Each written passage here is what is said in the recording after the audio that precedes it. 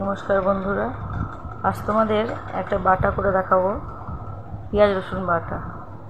এটা সর্দির মুখে খেলে খুব ভালো লাগে।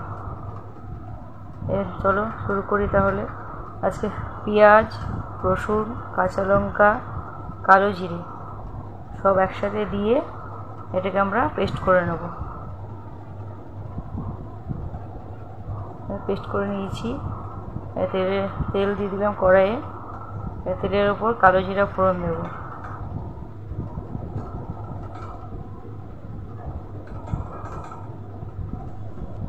এবার মিশ্রণটাকে ঢেলে দিয়ে এরপরে ভালো করে ঢেলে দিলাম এটা। এরপরে এর মধ্যে নুন দিয়ে দেবো, তারপরে হলুদ দিয়ে এবার এটাকে ভালো করে মিশিয়ে নেব। ভালো করে ভেজে নিয়ে যতক্ষণ আর জলটা টেনে যাচ্ছে ভালো করে ভেজে নিয়ে উঠিয়ে নেব।